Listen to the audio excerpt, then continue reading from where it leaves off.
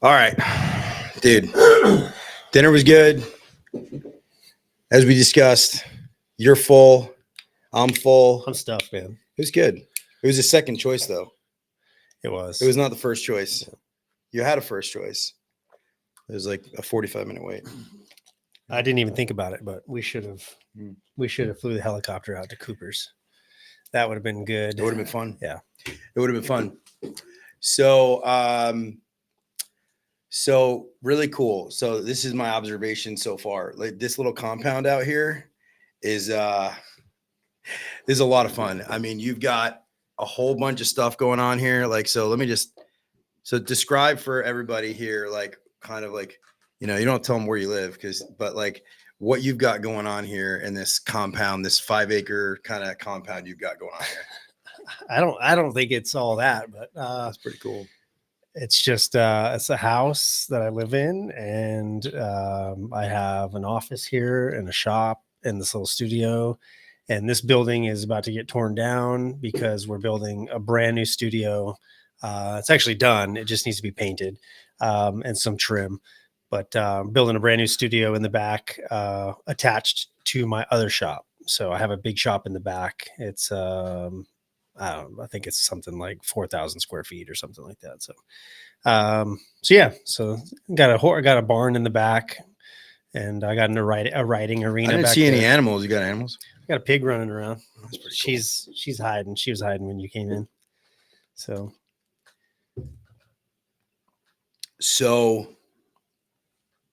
tell me about your childhood. Oh man. I grew up in Southern Arizona. I grew up riding dirt bikes, and I grew up in the desert, and we didn't have streets. Everything was dirt. And man, I've been driving since I was like 8 years old. I had my first truck when I was in like, I don't know, 6th or 7th grade. And used to just go pick up my cousins and throw all of our camping stuff in the back, and we'd go out on Bureau of Land Management land, just state property, and we'd go camping. And I mean, I had a pretty rocking childhood for sure.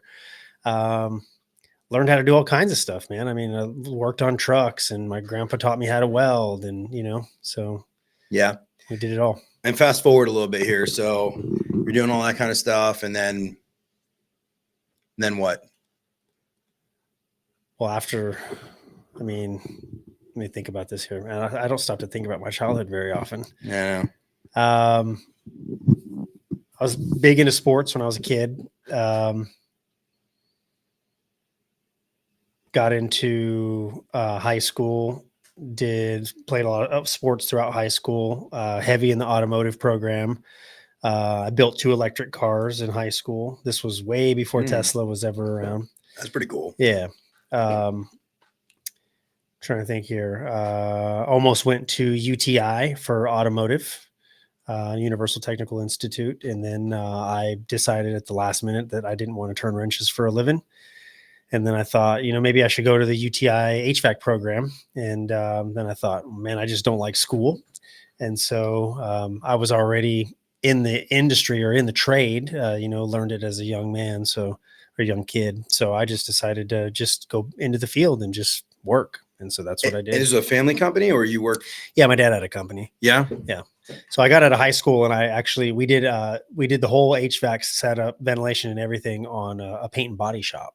And I was really into vehicles, and I really wanted to learn the paint and body trade.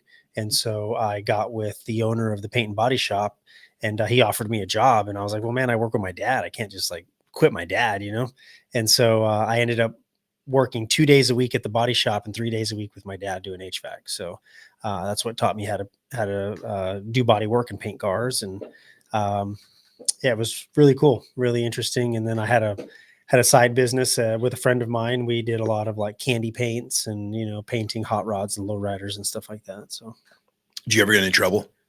Did I ever get in trouble? Yeah. Yeah. My middle name is Trouble. What kind of trouble did you get into? I mean, I've always been, so I, if you tell me the rules and then I'm going to figure out a way to skate around the rules. I don't like being told what to do. It's probably why I don't like having a boss. I've always, anytime I've ever had like a real job where I had to answer to somebody else, I don't like that. And so, being self-employed that's just who I am in my core. So it's really hard for me to answer to somebody. Some people are just bad employees, right? I'm an incredible employee. So yeah, really? yeah. So there's something about it where I just don't like people telling me what to do. And, if you can ask me to do something, dude, I'll straight up do it. Right. You tell me to do something, we're going to have a problem. Are you a contrarian? I guess give me the definition of what that is. Like you pretty much like go against the grain on every argument, even if you're like, just sometimes even for the sake of making an argument. That's what a contrarian is. Like, so I got it. I think I like to play both sides of I like to be able to play devil's advocate, even if I don't agree with what I'm saying. Right. So there's times where I'll be like, dude, I totally agree with you, but I'm going to go ahead and play devil's advocate here for a second. Right. Just to see how you're going to react to this. Really? Mm-hmm. So it's like a psychological warfare. I'm always analyzing, dude. Always Tell analyzing. me about it. Yeah. Yeah. So for instance, my sister called me today and we were talking about this podcast that I'm supposed to be doing with Bosch in AHR. And she goes, well, I'm going to give him a list of questions. I was like, no, don't do that. She goes, you don't want to let him know? No, I don't. I just want to wing it. She goes, why? And I said, because if I give you what the questions I'm going to ask, then they may not be honest answers. Right. Yeah. So you have time to think about what this answer is going to be and you have time to shape it in whatever form you want. But if I can ask you a question and you give it to me in 5 seconds, that's where your heart really is. And to be clear, and just for everybody that's listening to this, like, or watching this, we didn't prepare any questions. Mm-mm. We just, in fact, I wanted to make sure that we just went out, went out to eat actually you invited me to dinner. It was really nice. Thank you. And then I really wanted to, get a chance to like really be candid, like just candid. And here's the thing. Why? Well, you're like one of the most interesting people in the industry. Right. And I've met like a lot of people and I'm like, kind of like fascinated with what you've done with this brand, with like your life and everything like that. And like, but also I've noticed that like your, when you speak, we were talking about intentionality. You have a lot of intentionality when you speak. And earlier I mentioned something about you talking about, and it's a very unique distinction when you hear somebody speak and you use the word serve a lot. And I'd be really curious because that's calculating, right? I'd be really interested to hear how that plays a role in your life and what you do. I think that the servitude of others is probably one of the greatest things that you can do as a human being, right? And so that's one of the reasons I love the service business or the service industry, because you're literally serving other people. Yes, you are getting paid for it, but nonetheless, you're still serving other people. And so just doing things for other people and not for yourself is just, again, it's one of the greatest things as a human being that you could possibly do. So I just think being a servant or serving other people is just something that you just can't put a price tag on that, You talked about something twice in the times that we've spoken about who you serve. And you've been public about this. You've actually posted a lot of things. My faith is actually really, look, I'm a sinner, right?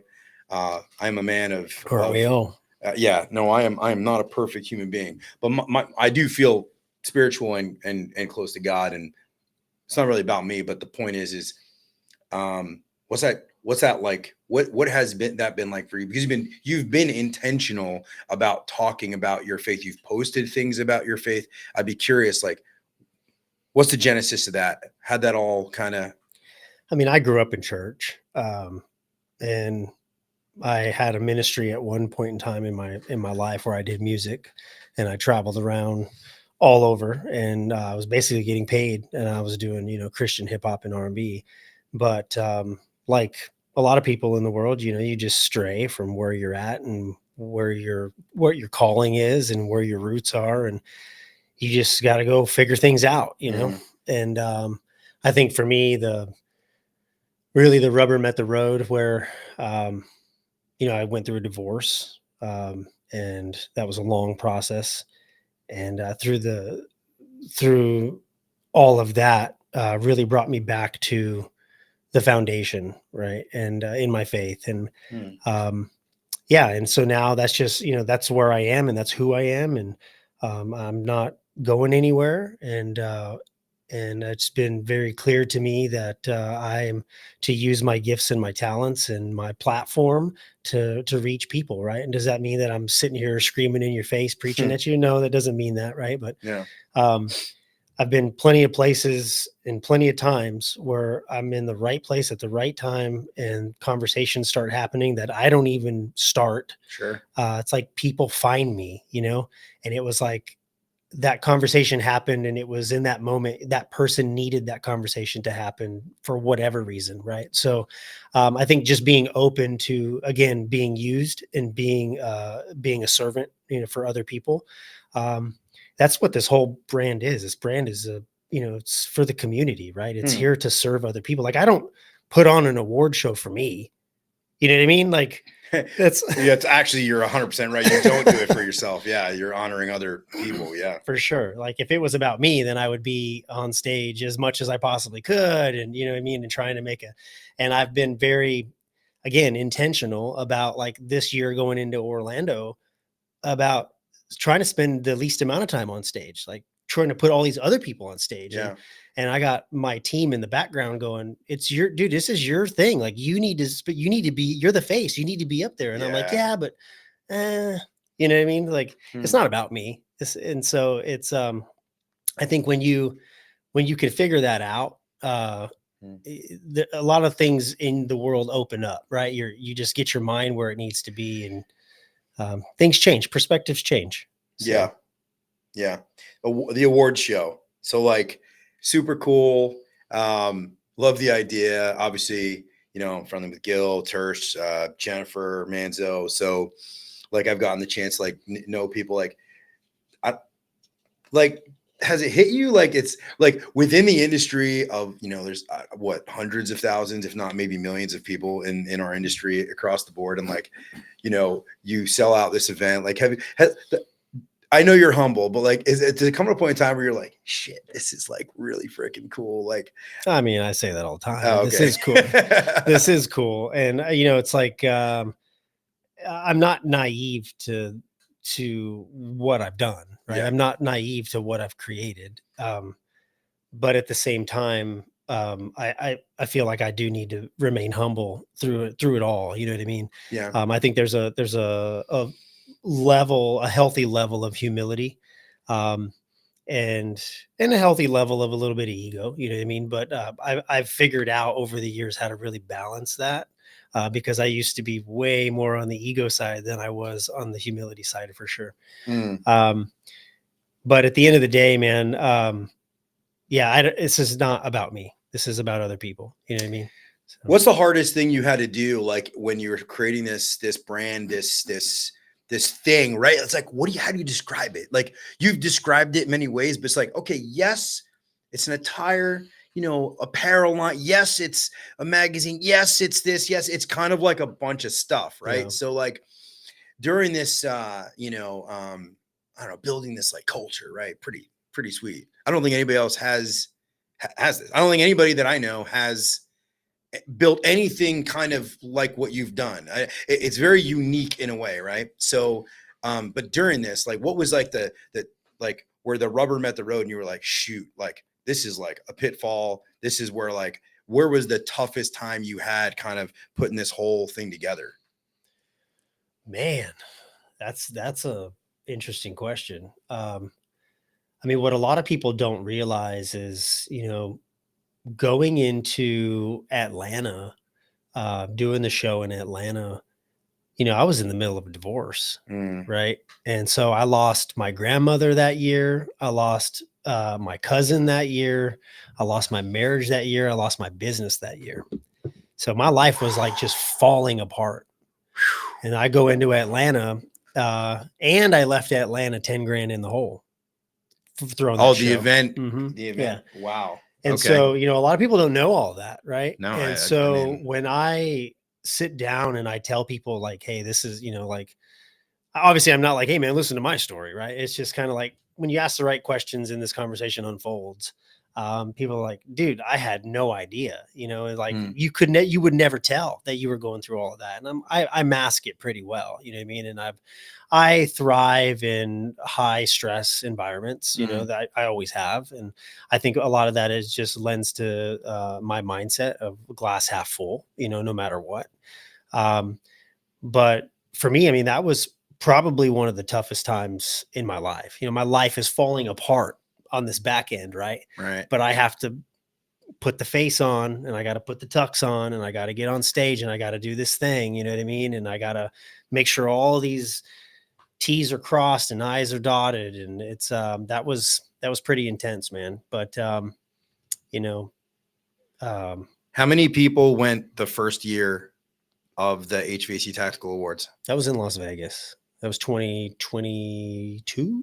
2022, Las Vegas. 120 people sold out the show in less than 24 Right. hours. And by the way, I was there, but I was not at your event.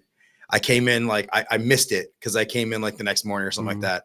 And Yeah, you missed out. I did. And actually, yeah, I talked That to was Gil. history in the making for sure. Dude, Gil and I went out that night though, because I landed and the event was over and he was all dressed to the tens. And we went out that night. We were out late. Anyway, it might have been the next night. I know it was that night. Yeah. But anyway, so I digress. So okay, so that was so 125 people, and then the next year was Then we went from Vegas to Atlanta. That's right. Atlanta was about 260 people. but you came out of that I upside down. I came out of that 10 grand in the with hole. 260 people there. Yeah. Wow. Yeah. People don't realize. Was it poor planning or was it like just like No. it just didn't? Do you know what it takes to put on this is not yeah, dude. this is not a let's show up and have dinner. Oh, Like, no. this is a production. Oh, for right? sure. Yeah. So what a lot of people don't realize is, the live stream, just to put this thing on a live stream with Yeah. the camera angles and the microphones and the team behind I it, can't even imagine. it's like 20 grand. Oh, yeah.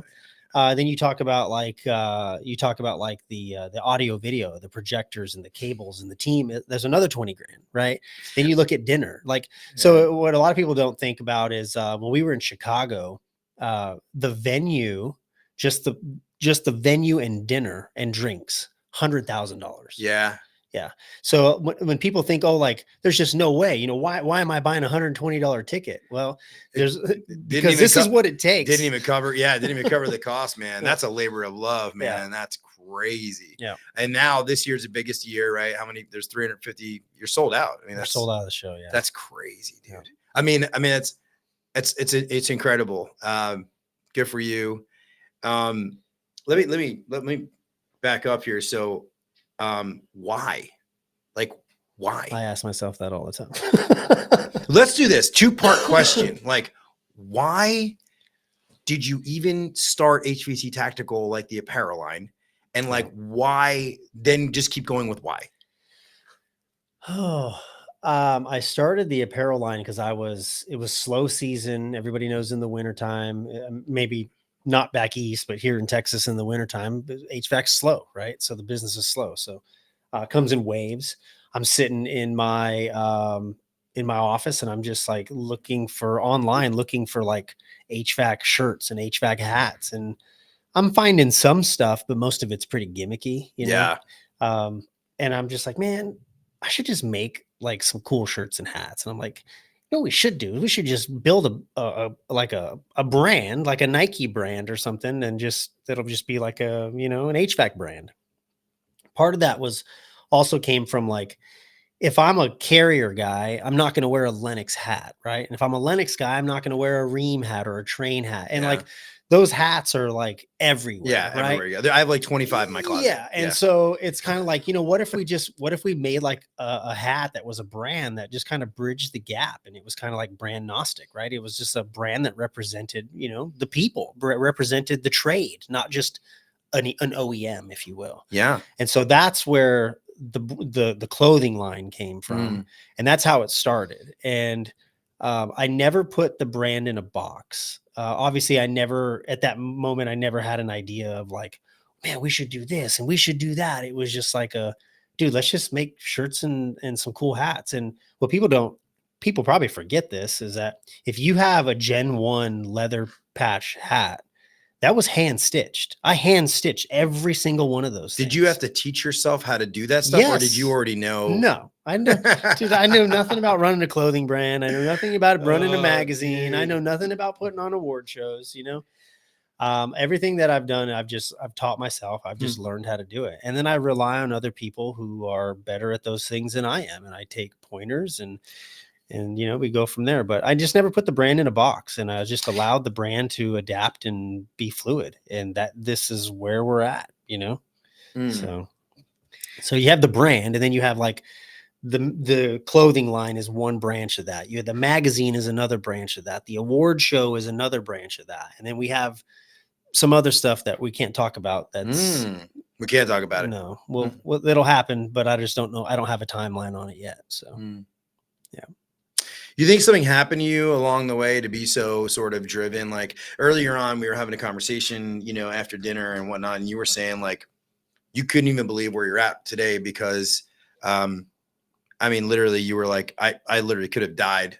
And I was curious because, when I asked you about your childhood, you really just kind of circumvented it. I'm going to come back around to it because I'm really interested. I'm interested, and I'd love to hear like, is there something that you carry with you that, drives you, or at least you say to yourself, hey, this is my motivating kind of factor, or like, I know that I'm on borrowed time, or.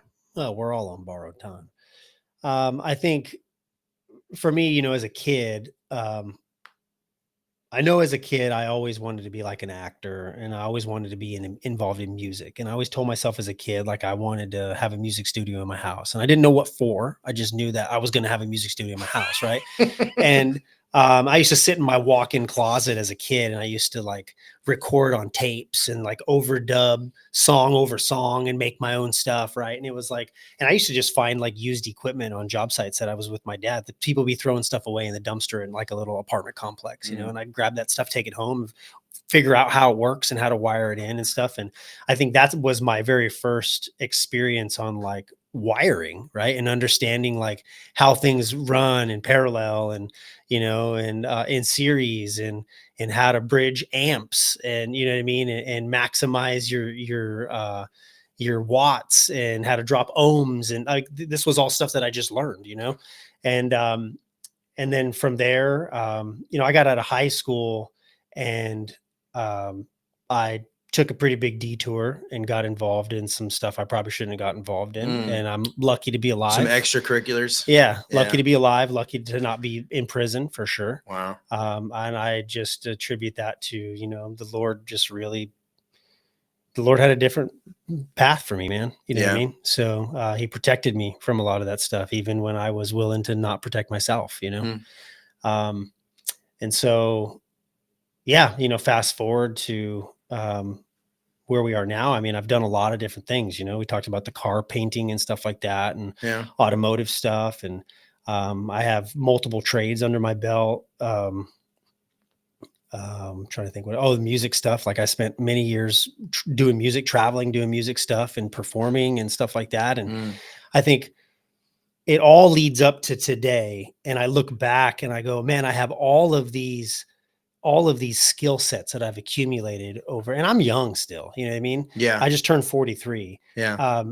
But man, I've done a lot. I love that you said that, by the way. I love that you said that you're young and you're 43. And you know what? No, you're right. Like today, like 40 is the new 20. I mean, people are living. I mean, Well, here's the deal. You don't figure out life until you get to your like late 30s to early 40s. 100%, You know bro. what I mean? 100%. You're just shooting from the hip up Oh until yeah. then. You have no idea what you're doing. You might be able to go make a lot of money, but you still ain't figuring out life. No clue. You know what I mean? No. So I don't even know. At that point, you're just relying on a heavy bank account to fix a lot of problems for you. Yeah. So well, I always say I've been 19 for the last 20 or so years. So yeah. There you go.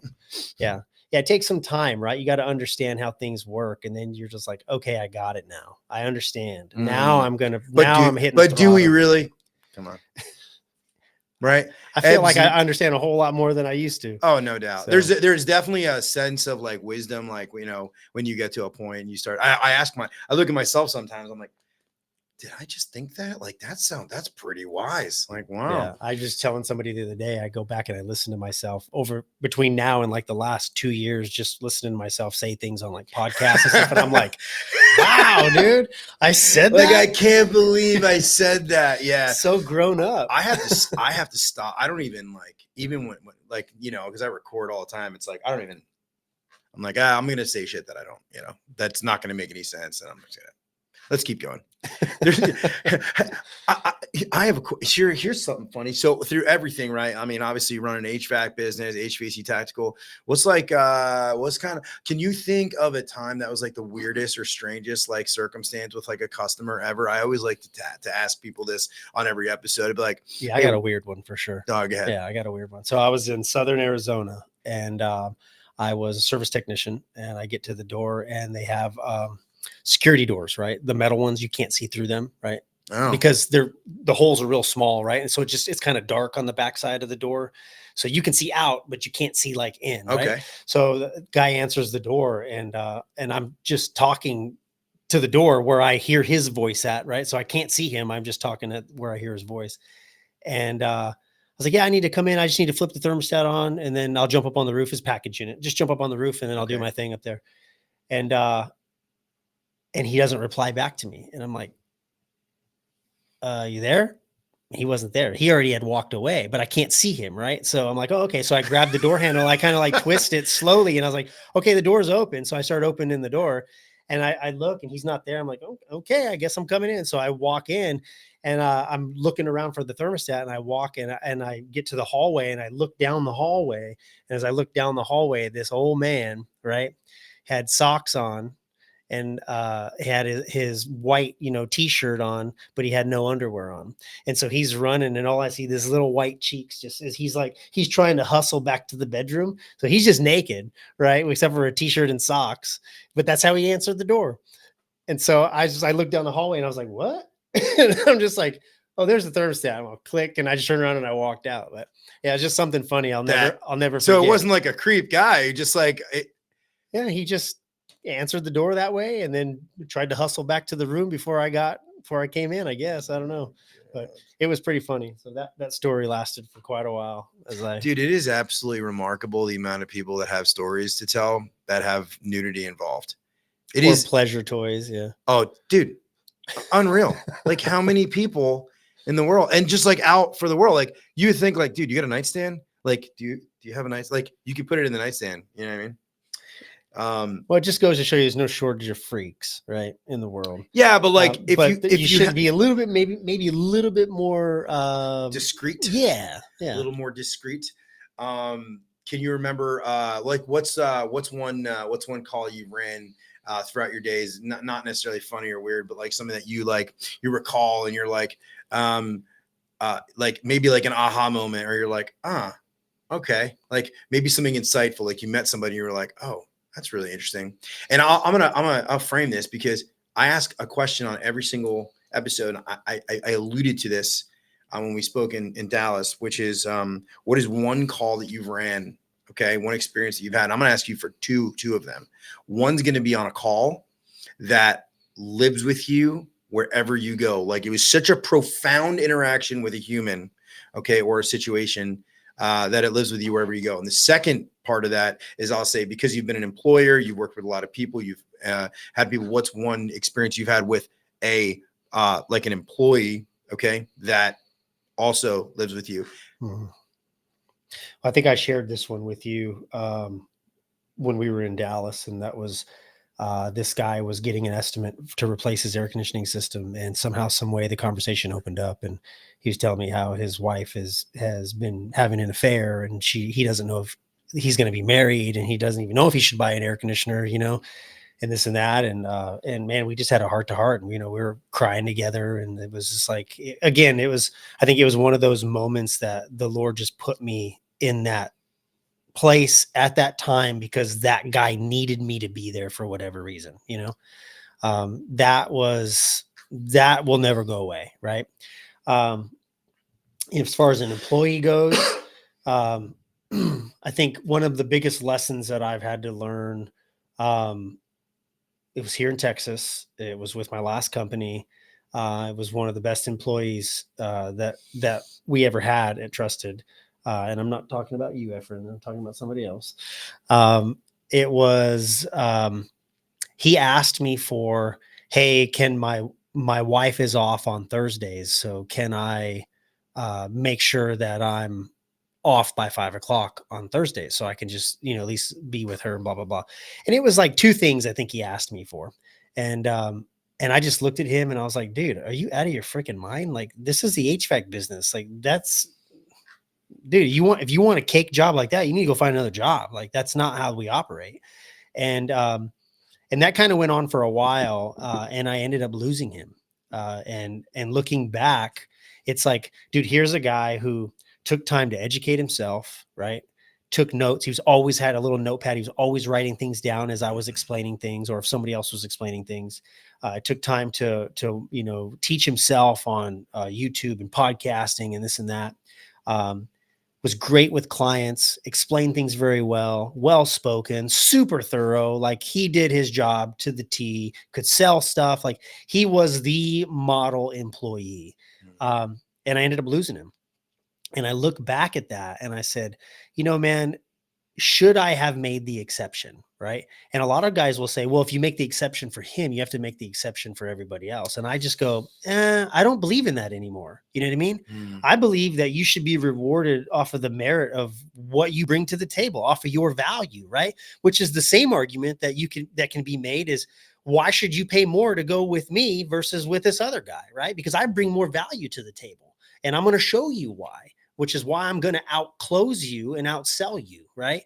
And I think that same level of merit should be used with employees. Right. If you have a type A employee that shows up early, goes the extra mile, always gets it done, never complains. Like, if he asks you for a day off, why are you going to get pissed off and not allow that to happen? If he has to go home early to be with his wife or his kids, why are you going to find a way to block that?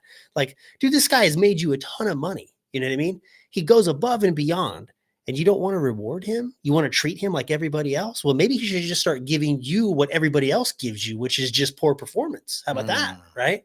So I think for me, it was a wake-up call, from an employer standpoint, of like, not all employees are the same, or should be treated the same. Right. And maybe that's an HR nightmare. Right. I don't know.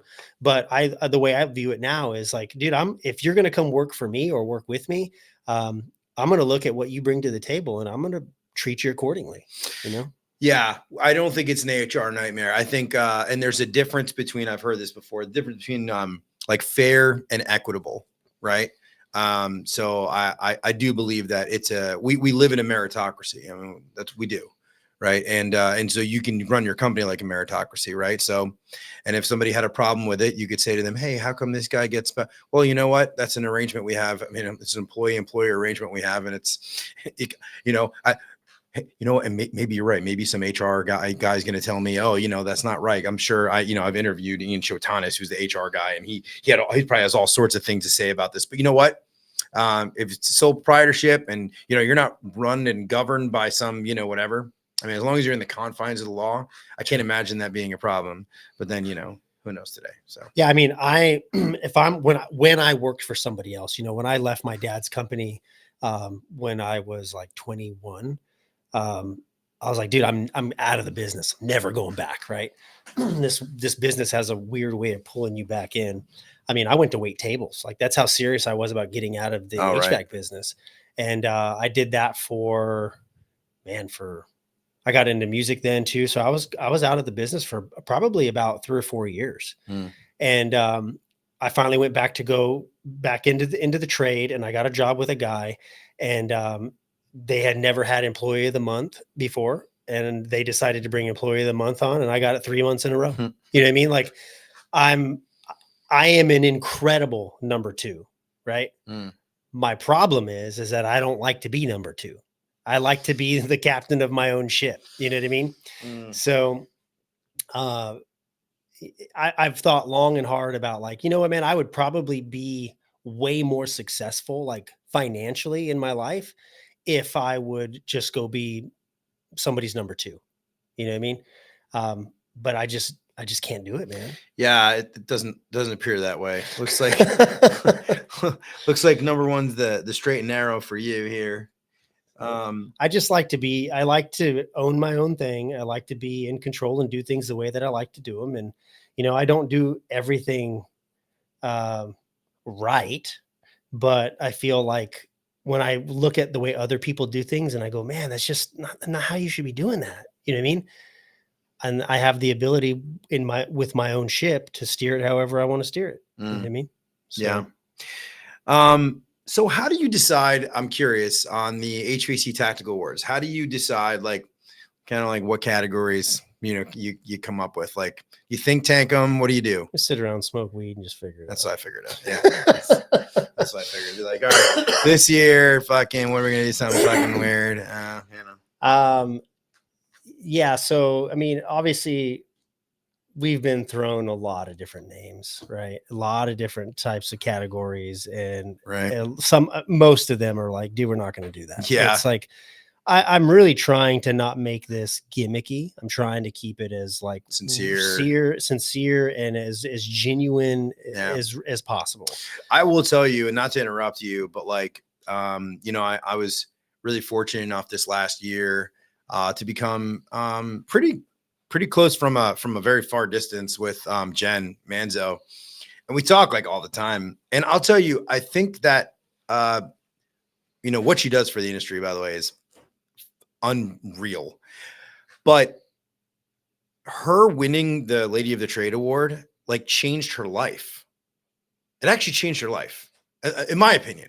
Okay, and I could be wrong, but from what I could see, like it elevated her status. I think doors opened for her. There was an awareness. I mean, agree, disagree? What do you think? Do you think your awards and award ceremony has an effect on people's careers, on people's success, on awareness? What do you think? Well, Everett, we're in the life-changing business. We're in the business of awesome, you know? Yeah. I think I say that jokingly, but I'm half serious at the same time. I think because I'm the author, if you will, of this stuff, right? These awards and how this whole thing goes. I don't see it. I don't get to see it from the perspective that everybody else gets to see it. Right? Yeah, for sure. So I don't just get to see behind the curtain. Like I am behind the curtain, right? Like I'm doing all of these things, right? So it's like, back to where we said before, like, I don't do this for me. Like I do this for other people. Like, dude, I don't get paid enough to do this show. You know what I mean? Like, you love it. I do love it. You right? love it. Come on. But if people could peek behind the curtain and see like how much work it really takes to put this thing on. I've been sitting in front of my computer for the last 3 weeks making content. Like I probably punch out more data worth of content for this show than all these guys on social media combined. You know what I mean? Like it's just an incredible amount of work. And I don't say that in like a bragging type of way. It's just, it's a lot of work, and it's constantly processing videos and doing this and right. Yeah. And then I can't get the, like the help from other people. Like, hey, dude, I just need a picture of you, right? Oh yeah, I'll get that to you. Well, 4 weeks later, hey, do you still that? No, dude, I already got it from your Facebook. Like, you know what I mean? Like, you never replied back to me. I had to go. I can't just stop what I'm doing and wait on you. You know? Yeah. So it's a lot of work, man. It's very, very taxing. It's very, very stressful. Yeah. It's exhausting, and Well, you could delegate at some point in time. I'm hoping to start doing that next year Yeah. for sure. So, but this is, you know, we talked about all the skill sets that I've been able to acquire over my lifetime, right? From the acting to the performing to the trades to video editing to music, right? Like all these things, I'm able to take all these skills and they wrap them all up into a bow for this award show. Like it's hard to explain it, but like all of these things combine, and I'm using all of these skills to do what I'm doing inside of the Tactical brand. Yeah. So 100%. Except for the fact that you don't have an HVAC Tactical house band. I volunteer as tribute for that at some point in time. So definitely wouldn't mind writing some licks. Matt Price would be on board with that for sure. Yeah, we actually It's going to be metal, bro. I'm just letting you know. There's no electronics. I mean, there'll be some pedals. It's going to be like a really cool metal kind of thing. You know what I mean? I'm just saying. I know you're a hip hop, right? Hey, aren't you? When the time comes, I'm an everything. So I love jazz and blues and classical. Dude, my son country. started getting into like weird jazz music on top of all the other nonsense. It's like he's opened my life. Like, it's amazing how our kids are opening up like doorways, and like, I'm like, my goodness, like he had this like Tokyo jazz guy. He was like, check this guy out, Dad. I'm like, is he also using words like skibbity? He does. Actually, my daughters use that. My daughters use that more, actually. Hey, would you mind? So I made a couple of social media posts, and I asked like, hey, does anybody have? Because you're elusive. People don't know this. By the way, I'm telling everybody who's watching this or listening. Ben, obviously, because there's so many HVAC podcasts, there's so many like trades podcasts. Everybody wants you on their podcast. Fine, but you're elusive because you do not do, and which I agree with, by the way, in a lot of ways. It has to be live, and I love that. I mean, it's just, you can feel the conversation. It's cooler. Totally get it, and I'm 100% on board with that. Obviously, like with most of my guests, everybody's, you know, for the most part remote, right? I get lucky sometimes. I have a guest coming up who lives in Dallas. Okay, great. Or I fly to Jersey, whatever it is. But I put a post together, and it was some questions. So let's spitball here. Okay. You ready for some questions? Okay. Just like those read the mean comments. Yeah. Oh, this is great. We'll start. This is a good one. Okay. So here, I'm going to get the individual who like wrote the comment here. Okay. First and foremost, Jennifer Manzo, HVAC chick, Jennifer. Oh my gosh. I can only imagine what's about to come out of her mouth. She asks, can you wear Croots for the awards? She already knows the answer to this. Why would she even ask that question? Well, what's the answer? She knows the answer. It's no. She says she wants to wear Croots. Full disclosure, I had no idea what Croots were. Like, and I didn't put context clues together. I literally had to Google it, and go Google Croots, by the way, because the images are hilarious. Okay. So the answer is no, Jennifer. The answer is no. Jennifer, you cannot wear Croots to the award show. Okay. Reagan Murphy asks, why does the name sound so aggressive? Can you change the name to something less scary than Tactical? Like HVAC bunnies? Does he want flowers? You want roses? HVAC roses? How about I like this. How about one. HVAC sissies? How about that? HVAC sissies. Okay. Who was that? Reagan? Reagan Murphy. Hey, Reagan Murphy, you can identify however you want to identify, buddy. Okay, here's some. I get digs all the time, by the way. It's so funny. Okay, so this is somebody who clearly hasn't, right? So they go to me, who are you? And why are you interviewing someone? Oh, man. They don't realize your podcast famous. Jennifer responded with, this guy's been living under a rock. He's not worth the response. All right. Let's see. What other question I have here? So I got a question on Instagram. It was, what do you view as your biggest sales accomplishment? This is by Per on Parole. Do you know this individual? That's him. Oh, that's great. Oh, that's great. Oh, that's wonderful. So what is your greatest sales achievement? You have to answer the questions. It's the rules. Is it a monetary alone? No, it doesn't. Okay. No. So Like sales achievement can be anything you if want it that's to the be. case, then we just had this conversation not that long ago. Most of the people on the HVAC Tactical team uh, are not paid. Right. So it's all volunteer based. Right. And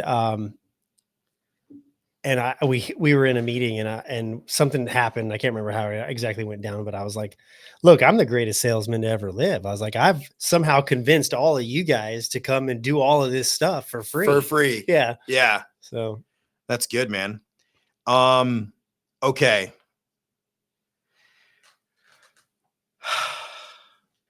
Worst hire you've ever made. oh yeah, I can tell you right now. I know the guy's name. He lives here locally. Yeah. Why? Because of his ego. Wow. Yep. Ego is not my amigo. Yep. Ego will kill, literally can kill you faster than anything. But ego will kill your career super, super fast. So, yep. Wow. And I can tell you this, not that long after he left here, I got a phone call from somebody that he applied with, friend of mine, asking me if I knew who he was. I said, sure do. He goes, what can you tell me? I go, don't hire him. Yeah. So not only did his ego kill his career here, but it killed his second shot at that other company. We are an incestuous industry. Everybody knows everybody. Dude, people come from other markets into a market and you're like, yeah, I know that guy. It's crazy. Yeah. And I'll tell you something else. I won't drop any names, but they're here in the social media world. Somebody looking for a job. That company reached out to me. Again, not an HVAC company, right? Hey, do you know this person? I go, yeah. What can you tell me about him? And I go, why? What's going on? Well, he filled out an application. We're thinking about hiring him. I said, I mean, you can hire him if you want. And he's like, what would you do? And I said, I wouldn't hire him. And they said, why? I said, he's not really the kind of guy that I would want repping my brand. Mm. You know what I mean? And cost him a job, right? So it just goes to show that you never know, right? And I have no ill will towards this guy at all, right? It's Right. like I have a company who actually is a friend of mine, right? That asked me an honest question, and I'm not going to steer him wrong for the sake of this other guy just getting a job. Yeah. So it just goes to show you that the industry is so small, and the way you conduct yourself out in public around other people, dude, it can have a dramatic effect on your career, right? So no matter who's around, conduct yourself accordingly. Conduct yourself with character, conduct yourself with integrity. Like it goes a long way, right? If I go to hire somebody, one of the first things I do, I go to their Facebook.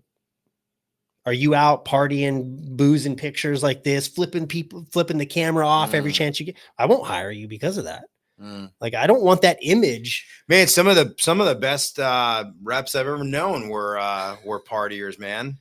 And see, it's tough. I have a soft spot for this whole thing, you know, like social media persona versus real persona. Like, I get it. You're putting it out there.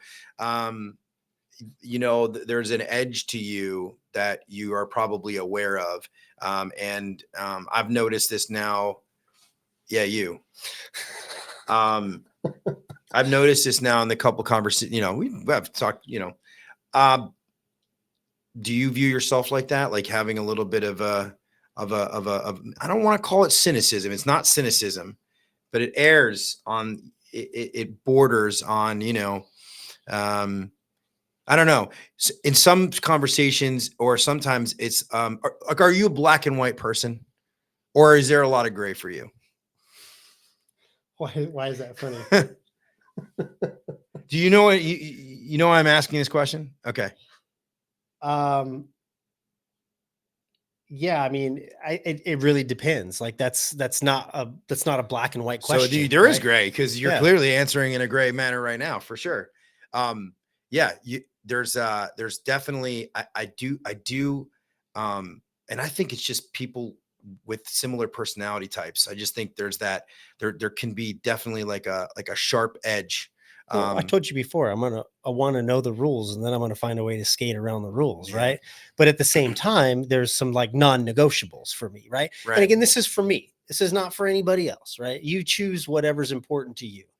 But like you know, cheating on your wife, like that's a non-negotiable for me. Right. You know what I mean? Like I'm just not gonna do it. You know what I mean? So it's like there's just certain things like, hey, let's go smoke some crack. No, I think I'm good. I think I'm gonna pass on Yeah. that one. You know what I mean? Like there's just certain things that would be completely black and white for me, right? And then there's other things where, you know, it's There's like gray. yeah. Yeah. Like, yeah, you want to do a rail of coke? Let's go. Hey, where are those whiskeys at? Ephraim, where are those whiskeys at? You know, like on Joe Rogan, who's in the background? Jamie. He's like, Jamie, can you look up? Can you pull Jamie? Can you pull up? He's my Jamie for sure. Ephraim, can we get some whiskey here? I'm just kidding, for the record. Anybody listening, I don't do coke. So Yet. only if there's hookers around. Yeah. Oh my goodness. Yeah. So I mean, I've been told that there's I've been told that I'm very intimidating. And then there's other people who are like, man, you're so easy to talk to. You know? But see, that's just about personality types, right? Because yes, I think that some people could definitely find you to have like, you know, an intimidating mannerisms. But yeah. And I can toggle between being an introvert and an extrovert, right? Where it's like I can be the center of attention and the funny guy in the room, and I can also be the guy sitting in the corner not saying anything. It just depends on how I'm feeling in the moment. So what's the most fun for you about aside from your brand? What's the most fun part of the like HVAC world? Like, what is it? Yeah, that's a good question. I would say for me would be for a long time it was the thrill of the sale, right? When I was doing full-time sales. Yeah. You know, it's just like, man, I just walked out of here. I sold this $100,000, you know, several system job. And it's just like, it's a drug. Wait a minute. Now I got to go install these things. You know what I mean? I got to be here next week to install this. I don't want to do this. But when it comes to like installing stuff, it's like wiring and piping is probably my favorite things to do. Wiring and piping. Yeah. Sales is exciting. Yeah. What's your view on the fact, like, okay, so one of the things that there's a really big divide in our industry between, you know, sales and service guys who like just don't know that they're actually in sales, right? Like they want to fix stuff. That's fine. They don't realize like everything. Listen, this is my view. You can disagree with me, but like anything that happens, everything, right? Nothing happens until something is bought or sold. 100%. Period. End of story. Like mic drop. So it's disingenuous now I get it. You want to go into the trades because you want to put your head down. You want to fix stuff. That's fine. You get you get paid to do that. Fine. What is your take on this? Because it tends to be, there is a divide in our industry. There is. And I've interviewed people on both sides of the spectrum, and I will continue to push this button and create awareness because it's something that I'm passionate about, right? And making sure everybody knows that, look, yes, this is a service industry, and yes, this is a sales industry. So I think it's important for people listening to understand that I have a background in sales. But before I had the background in sales, I absolutely hated sales and I hated salesmen, right? And I was the technician in the installer that would be cursing at these sales guys for doing whatever it is they're doing. And it was when I had my own company and I had lost my sales guys and I had no other choice but to get out there and do it on my own. I had no choice. And I had to get out there and I had to go to a sales class and I had to learn this stuff. Right. But then again, the non-negotiable for me, right? I had to draw the line in the sand. And it's like, look, I am not here to sell something for the sake of selling something. right? I will not sell something to a homeowner unless it has a direct impact on them, their lives in that home or the home itself. Right. And so, and then at that point, I still need to do my due diligence and educate these homeowners to make sure that they know what it is they're buying and why. Right. And then to have realistic expectations of the thing that they're buying, because the last thing that I want is somebody to be regretful, right? Like a regret buy, right? It's like, oh man, I don't know why I bought this. I don't know why I spent $20,000 on this thing. And I can't tell you how many times I've been to a job out to install a unit, and I'm, well, this is what we're going to do today. And he's like, yeah, I don't even know why I bought this thing. That guy's a heck of a salesman. It's like, well, are we installing this today or what do you want to do? You know what I mean? Like, it puts me in a really weird spot when I'm just there to install a unit. You know what I mean? So I vowed, going through those experiences, I learned a lot about the sales process, but I also learned what I don't like about certain high pressure sales processes, right? Like, man, close it while you're at the kitchen. I get it. If your objective is to close deals, then yeah, that's exactly what you want to do, right? But I think you have to determine who it is you want to be in this business. There's absolutely nothing wrong with selling something, right? In fact, if you're married, right, you probably sold something to your wife this morning before you left, right? And basically what that boils down to is, what did you convince her of that you are trying to sell her, right? Oh, I'm going to go out with my buddies, or I'm going to go to the bar tonight, or I'm going to go watch the game over here. Like, you had to sell her on that, right? So it's like everybody's a salesman at some level. Some people in our industry just sell air conditioners, right? So yeah. I'm a good old boy, right? Like most people most service techs in our industry, most installers, we don't want to deal with money. We don't want to mess with the homeowner. We don't, hey, you got to pay. I used to be like, hey, dude, the office will bill you. No, I'll write you a check right now. Nope. Office will bill you. I'm out. I don't want to mess with it. Interesting. Yeah. I had to get over that hurdle. I had to learn how to get over that hurdle. And after I did that, it was easy. It was be like, oh, this is going to be, 19,000, whatever. It's almost literally like asking you shall receive. It's so much more simple than people make it out to. It's just like, how would you like pay for that? You would be surprised at what you can get out of life, not just in sales, right? But just in life. Sure. If you just ask for it. Yeah. Oh, so this is okay.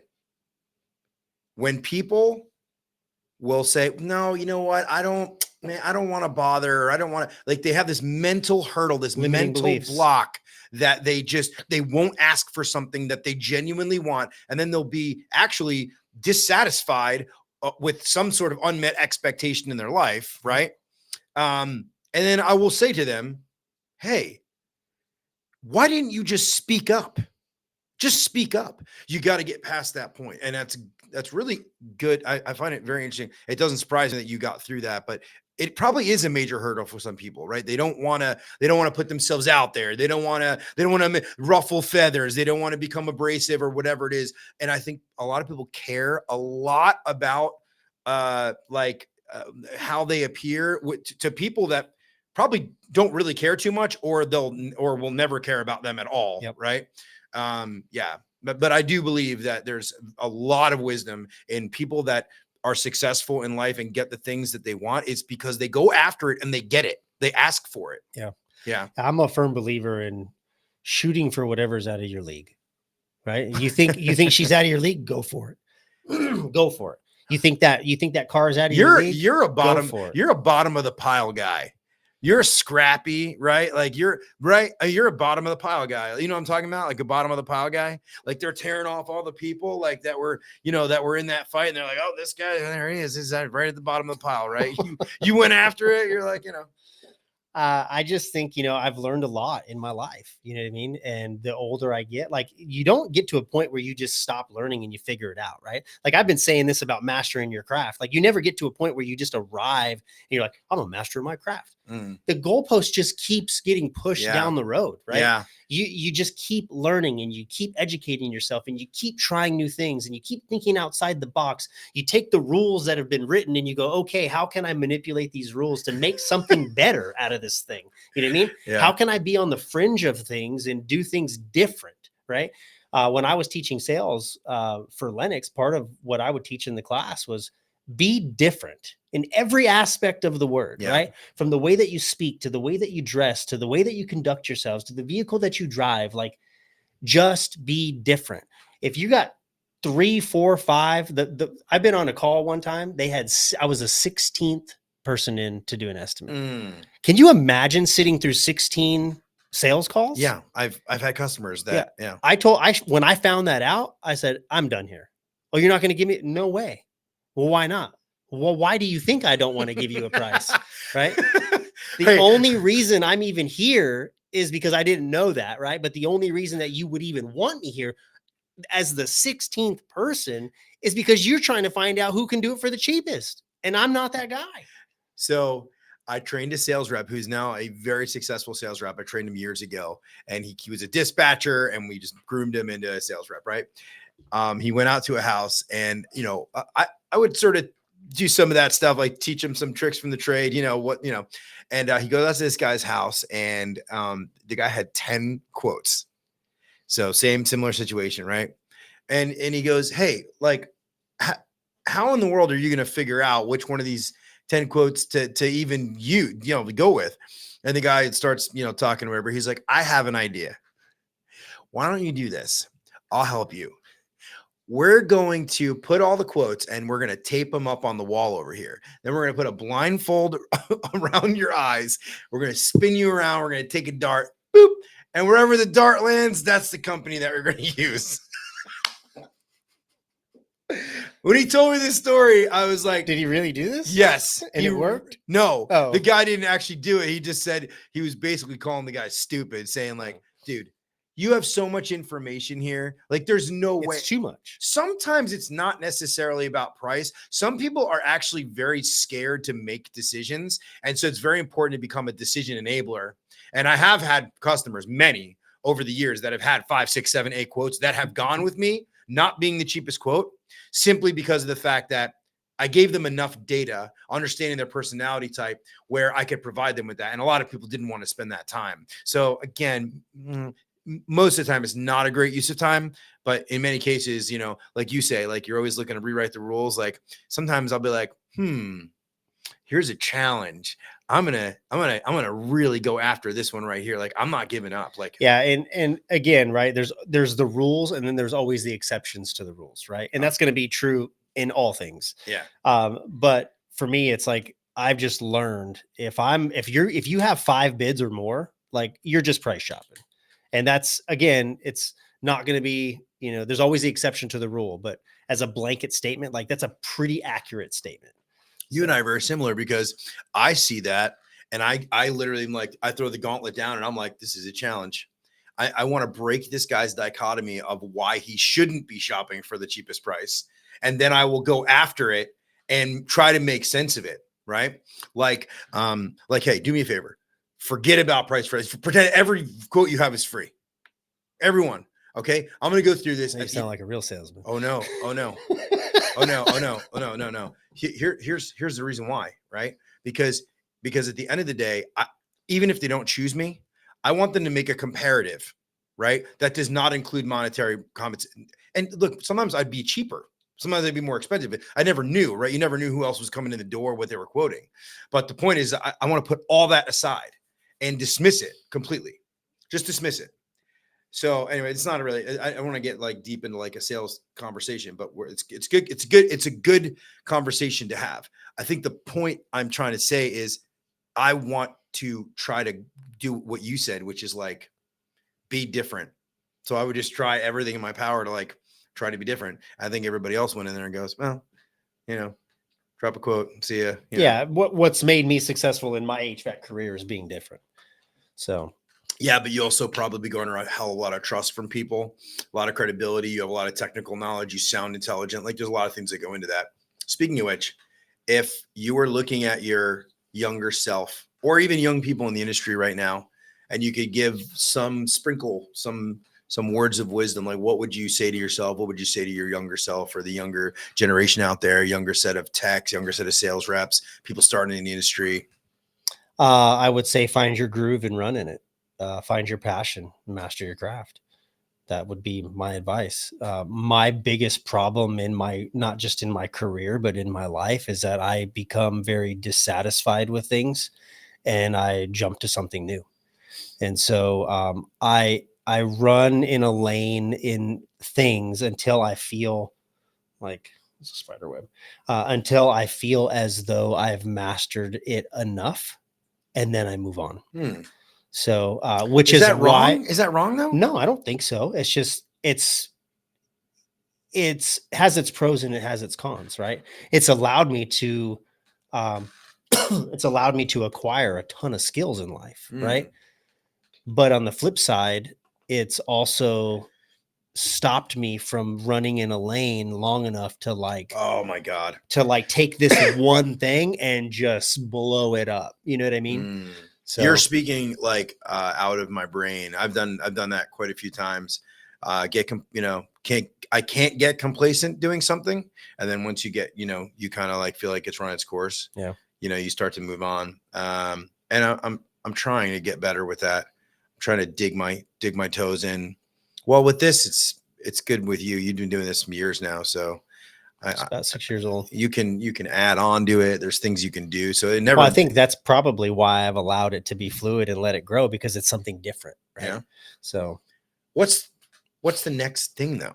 Like, you can't talk about it, but talk about what is it? What's the next I step? already told you I can't talk about it. Yeah, can't talk about it. That was a great effort, though. I mean, you are a sales guy. Yeah, but I don't shield it.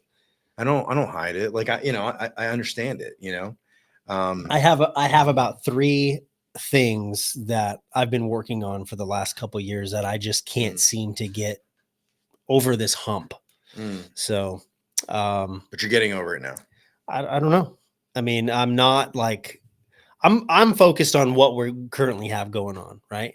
And for the last 12 months, about a year ago, I decided, you know what, if I need to slow down and I need to stop going, oh, let's do this. Oh, let's do this. Oh, let's do this, right? So I decided, hey, I need to slow down and I need to start building a team of people around me if I want to scale this thing. And so that's what I've been focused on doing. And so as now I'm starting to bring these people on board, right? And I'm at the same time, simultaneously, I'm building credibility within the brand, right? We keep building this reputation. The show keeps growing. The show is what slingshotted this whole thing to where it's at. People like shows. Yeah. And so it's just different. Something that's So never different. been done. Never been done. No one's ever done it. And so because of all of that, I'm just trying to slow down, cultivate this team of people. And then as this thing, I can take a step back and this thing is still running, then I can go, now let's put some energy into Yeah, you this. can work on the business instead of in the business. You're not shipping out of this location? You're not. You ship out of here? Yeah. Oh, that's super cool. Does it ever get overwhelming? Are you ever yeah. Yeah. Wow. Oh, yeah. Yeah, we ship all of the swag comes out of this property. And it has since day one. So this is where everything started. That's super cool. I So, love that. And now we have the new shop that's being built in the back. It's almost done, and everything's going to be shipped out of there. And at some point, I want to have a brand manager, somebody who is, in fact, I can share this. I have a meeting set up with 511. So yeah, so that's going to be pretty cool. That is cool. Yeah. So I'm hoping to team up with them on pants. And so we can get into the pant game. Pants. So, yeah. Yeah. Pants. Fancy pants? Work pants. Yeah. Work pants? So, yeah, I mean, once I can get into the work apparel on like a large scale, now I become competitive to True Work and Dickies and Carhartt, right? And now you're in stores. That's pretty cool. Sky's the limit. So yeah, that's pretty cool, man. Couple other,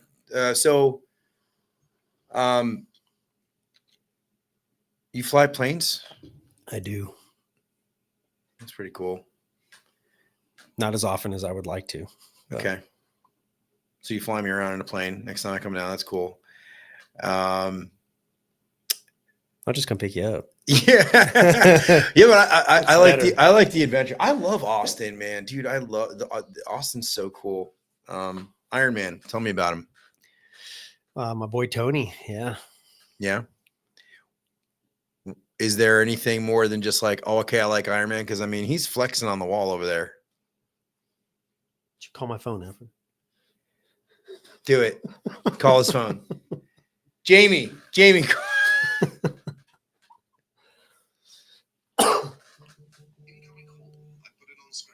Oh, Jarvis. Yeah. Yeah. Hold it up to the mic. It's Jarvis. Yeah, I am an Iron Man junkie for sure. Like, I don't have a ton of collectibles or anything like that. It's just He's your favorite Marvel he's my guy. favorite. Yeah, and partly because he's as Kanye would say, right? My musical geniusness. Is that what he says?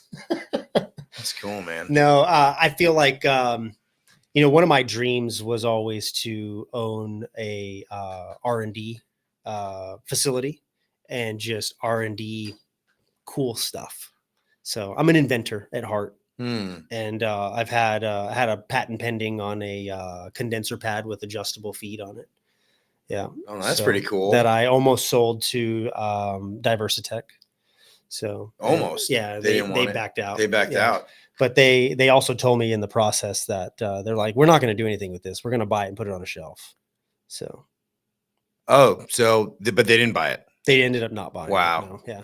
They basically told me we're going to give you, we want to give you some money up front, and then when your patent gets a final royalties approved, and all that stuff, we'll give you money on the back. Well, no royalties because they weren't going to sell it. They were just going to put it on a shelf. Basically, it was a competing product. Sure. You just get rid of it. Yeah. Yeah. Isn't that's the business world, man? Yeah. That's what it is. They got the funds to be able to do it. Right. And Rector Seal, I had conversations with Rector Seal and they weren't interested from the get go. So I appreciated that, but it just never went anywhere with Diversitech, but and a few other things. I have a whole book of things that I've drawn up and stuff like that. Wow. So actually one of my favorite quotes from the Iron Man movies was, I forget if it was the third one, and it was about him being a tinkerer. Mm-hmm. He's always tinkering.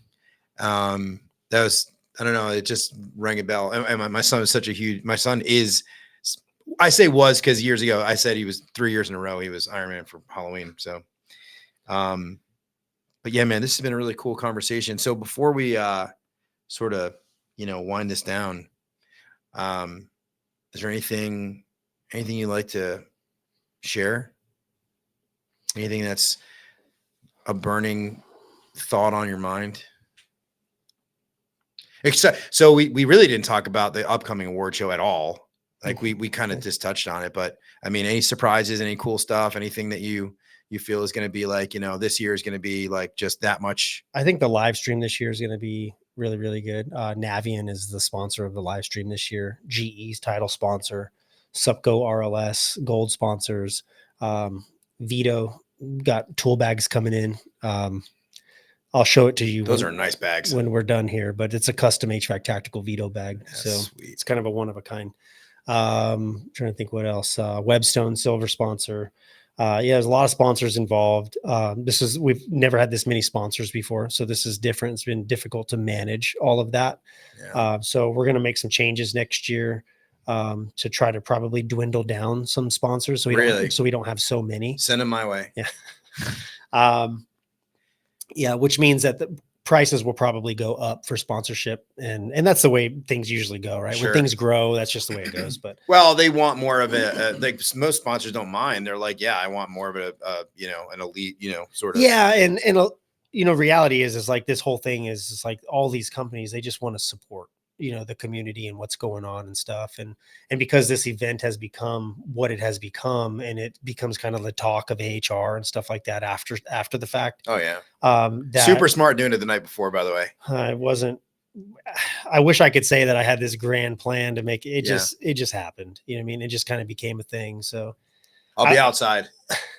I wish I could say that I had all of these strategic things all planned out, right? But reality is man, it's just happened. I am where I'm supposed to be exactly when I'm supposed to be doing it, right? Like God has put me here to do what I'm doing. And all of this stuff is honestly, it's because I've just been handed a handful of grace, man. So is there anything you're nervous about that night specifically? Of course. It's like, I have this thing where like I can put myself in a situation and I can, excuse me, and I can like the dopamine and the adrenaline releases, right? Like it's an automatic thing. I don't know why it does it or how it does it, but you okay? No. Um, but I was thinking about getting on stage and doing the speech thing that I have to do. And all of a sudden, like the heart rate just do, right. The adrenaline drops and I'm just like, I can feel it. Right. And I'm like, and it's just weird. And I'm just thinking about it. Right. But this happens to me all the time. And it's just like, it's just this thing that happens to me. I don't know. But, and so it's like literally a reenactment of how I feel when I get on stage. It's like, I don't like that feeling because it's like nervousness, but at the same time, it's like, you know, it's like anything. You just got to warm up to the It's crowd. anxiety. You're an artist. You get it. You got to warm up to the crowd. Yeah. Yeah. So, yeah. Well, luckily you have presenters. You have a couple of really nice presenters. Yeah. You've got a lot of good people. You got great teammate. Colleen and I have become acquainted recently. Colleen's great. She runs the venue, and all that crap that comes along with all that. Colleen Keyworth, by the way, I did an interview. She's my last audio episode, but anyway, there's video too. So if you get a chance, check that out. Yeah. So I'm trying to stay off stage completely until the end of the show. I'm going to give one farewell speech and that's it. So will you have a drink? Probably not. Good for you. Yeah, probably not. I'm almost a year now not drinking. So that's amazing. Yeah. Congratulations. Bro, this is an amazing conversation. This is actually really cool. I love the fact that we didn't live stream this. I love the fact that I'm not paying attention to comments coming in. We're here just having this conversation. It's super cool. Anything else? I think what do you think? I would just say, man, find what you want to do and who you want to be in this industry and just run with it, man. You know what I mean? And focus on that, master your craft, but also don't forsake the journey. There's a lot of really cool things that are going to happen between now and, year 5 of your career, right? Don't try to skip all that stuff just for the sake of trying to get there fast. Enjoy the journey while it's there, because there's a ton of things that you're going to learn in that time frame that if you skip it, it's going to just be an even harder lesson and an even more expensive lesson to learn after the fact. So that would be one of my biggest pieces of advice. I love it, dude. This is awesome. Thank you, bro. Really amazing night.